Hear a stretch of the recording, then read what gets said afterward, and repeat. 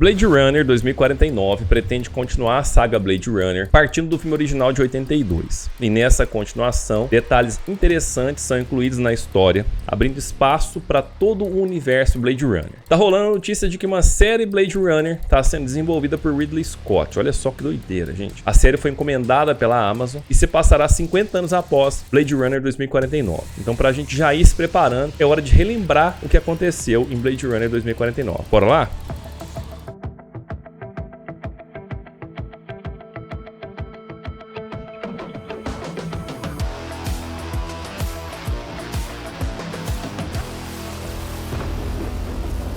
Fala, gente, Márcio aqui do Antessala Cinema e Vídeo, e hoje a gente fala de Blade Runner 2049. Isso mesmo, a gente vai retomar esse clássico do universo cyberpunk para continuar a história que a gente viu em Blade Runner de 82. O filme começa retomando o que são os replicantes, quem é a empresa que os cria e para qual finalidade eles são criados. E na sequência nos conta que a Tyrell Corporation faliu e foi adquirida por Nyander Wallace, um industrialista que erradicou a fome por meio da agricultura sintética. O fato é que após adquirir a Tyrell Corporation, Wallace cria uma nova linha de replicantes obedientes Nexus 9. E também nos conta que modelos Nexus 8S, sem data de validade, ou seja, com expectativa de vida em aberto, sobreviveram. Esses replicantes são caçados e aposentados, e aqueles que os caçam ainda são chamados de caçadores de androides. Então só essa introdução do filme já se conecta com toda a história que a gente viu em Blade Runner de 82. A gente vê que os replicantes ainda são caçados por caçadores de androides, a gente vê que a Tyrell Corporation faliu, mas alguém assumiu o lugar dela e continuou produzindo os replicantes. O filme então começa com o policial caçador de androides, conhecido como Kay, e interpretado por Ryan Gosling, indo em direção a uma fazenda. E um fato interessante desse filme é que ele deixa bem claro, logo de início, que Kay é um replicante que caça replicantes. O Kay é um replicante obediente da classe Nexus 9. E isso é mostrado pra gente no filme, quando o Kay tá na casa do replicante Saper Morton, o Kay foi até lá pra aposentar ele. E após Kay tentar aposentar o Saper de forma tranquila, os dois vão pra luta corporal e a gente vê o Saper batendo a cabeça do Kay de forma violenta na parede várias e várias vezes. Algo que um humano normal não suportaria sem sofrer um traumatismo craniano grave. A pancada é tão violenta que o Saper quebra a parede com a cabeça do Kay. Quando os dois estão no chão, o Kay consegue reverter a luta com o Saper. Quando ele tá por cima tentando ler o globo ocular do Saper, leva uma estocada com bisturi no braço direito. Porém, ele nem parece sentir esse golpe. E antes que o Kay termine o seu trabalho, a gente vê o Saper questionando: como se sente matando sua própria gente? E o Kay responde: eu não aposento a minha gente, porque nós não fugimos. Só modelos antigos fogem. E o Saper diz: vocês, modelos novos, se contentam em limpar a merda porque nunca viram um milagre. Então, gente, só essa cena inicial já conta pra gente que o Kay é um replicante. Afinal, além das evidências de luta que mostraram que ele é um replicante, o diálogo dos dois fala em modelos. O Kay é um modelo novo, enquanto o Saper é um modelo antigo. E mais, o Kay é um modelo que não foge, ou seja, ele é um modelo obediente. E isso quer dizer que o Kay é um modelo Nexus 9. E isso é algo bem interessante nesse filme, considerando que existe uma discussão sobre o Deckard, interpretado por Harrison Ford, lá em Blade Runner 82, ser ou não ser um replicante, né? Em Blade Runner 82 ficou essa dúvida no ar e não foi explicada. Inclusive, vou deixar essa discussão pra gente falar em outro vídeo específico sobre isso. Até porque antes de falar a resposta para essa pergunta, tem muita coisa que a gente tem que analisar aí. Então só depois de falar dessas coisas a gente consegue encaixar tudo aí. O fato é que o Blade Runner 2049 não deixa dúvidas de que Kay é um replicante. E Saper introduz a grande questão do filme ao falar em milagre. Kay não consegue entender do que o Saper tá falando, mas após o Kay concluir a sua tarefa, ele descobre um segredo perigoso que pode desestabilizar o frágil equilíbrio entre humanos e replicantes. Ao pé de uma árvore está uma caixa. Mais adiante a gente vê que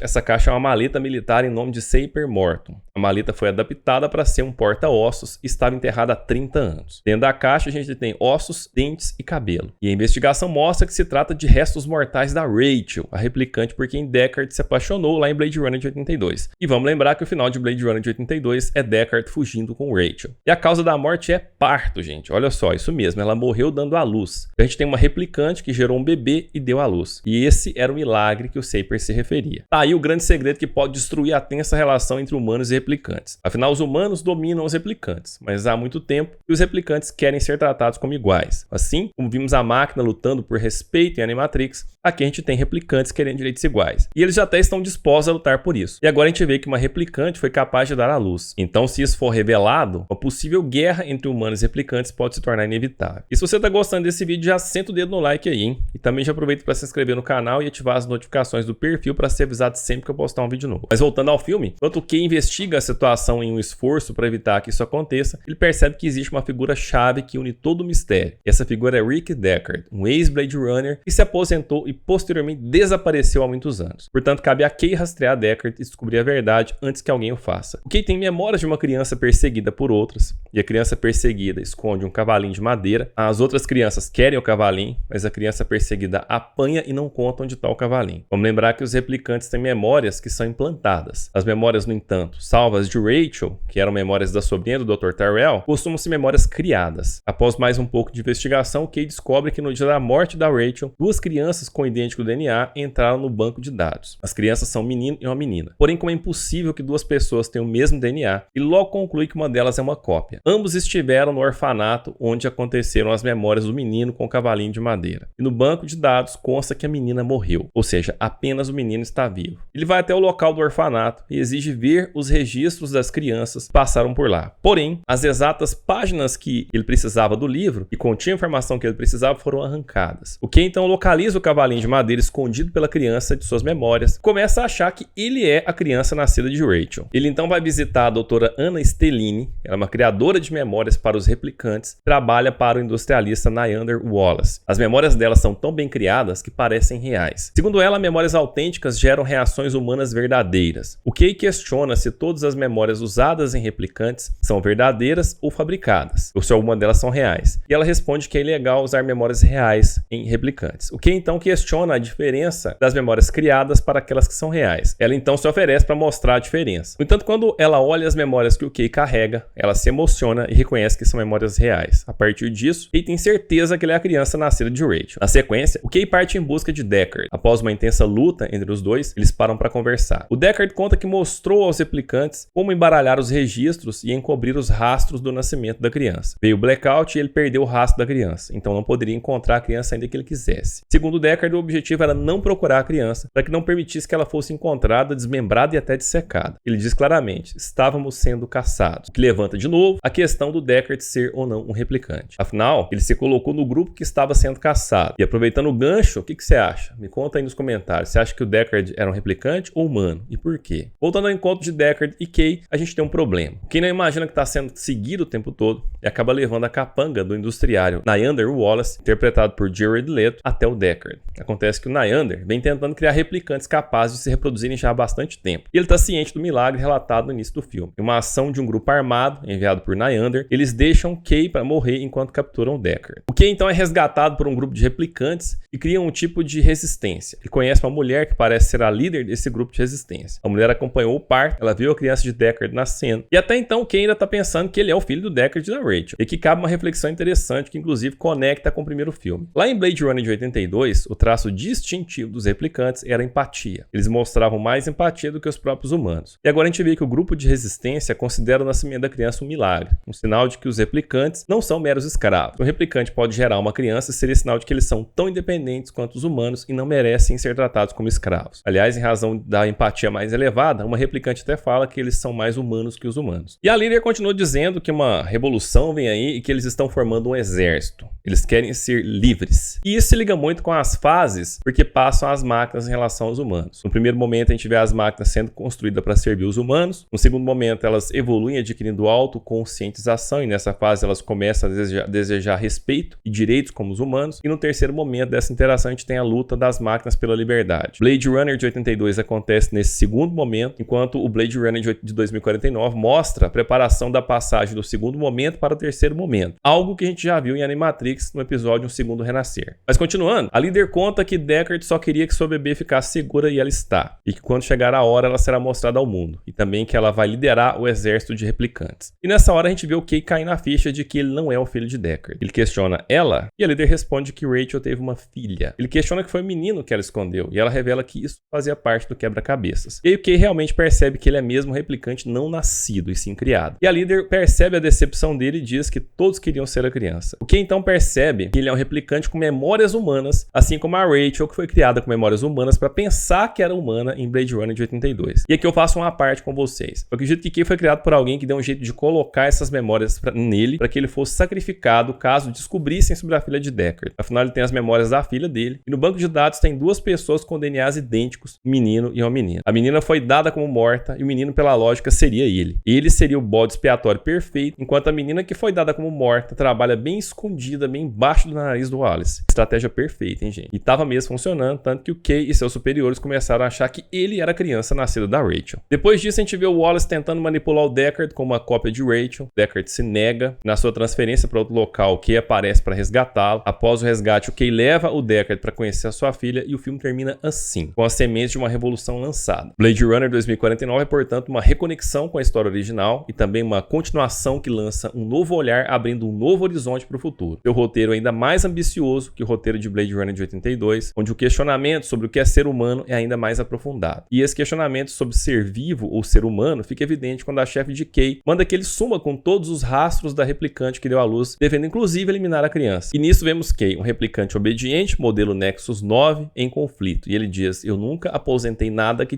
tenha nascido. Sua chefe questiona: qual é a diferença? E ele responde: nascer é ter uma alma, eu acho. Então olha como fica evidente essa confusão. Kay foi criado, ou seja, ele não nasceu, então na sua concepção ele não é um ser vivo, mas a criança nascida de um replicante seria um ser vivo, afinal ela teria uma alma. O roteiro de Blade Runner 2049 efetivamente brinca com as ideias de seu antecessor para, na sequência, deixar as bases prontas para uma sequência. A gente deve ter uma revolução de replicantes contra humanos. Será que é isso mesmo que a gente vai ver nessa nova série? O único problema que Blade Runner 2049 tem do ponto de vista da narrativa é o ritmo. Assim como o seu antecessor, a gente tem uma narrativa lenta, com pouca ação, salvo em momentos específicos do filme. O estilo de filme original foi mantido. E nisso a gente vê que Blade Runner 2049 parece dividir as pessoas da mesma forma que o seu antecessor dividiu. A gente tem um grupo que considera o filme uma excelente peça de ficção científica e outro grupo que concorda que é lindo de se ver, mas excessivamente arrastado. Será que a série mantém esse estilo? Pessoalmente, eu acho que mais ação faria muito bem ao filme e também à série. A questão é que a nova série está a cargo de Ridley Scott, que dirigiu o Blade Runner de 82. Então só nos resta torcer para que não seja uma série arrastada como foram os dois filmes. Dá para manter o cenário cyberpunk mesmo com mais ação. Exemplo disso são as 3 últimas temporadas de The Expanse, que foram criadas pela Amazon Prime, num ritmo muito mais empolgante que as 3 temporadas feitas pelo canal Sci-Fi. Bom, gente, vou ficando por aqui, espero que você tenha gostado desse vídeo. Eu quero saber o que você achou dessa análise, então me deixa a sua opinião nos comentários. Já aproveita para se inscrever no canal e ativar as notificações para ser avisado sempre que eu postar um conteúdo novo. E se ainda não deu o like, senta o dedo aí para fortalecer o canal e me motivar a fazer mais conteúdo para vocês, hein? No mais, valeu demais pela sua audiência até aqui, um grande abraço e até o próximo vídeo.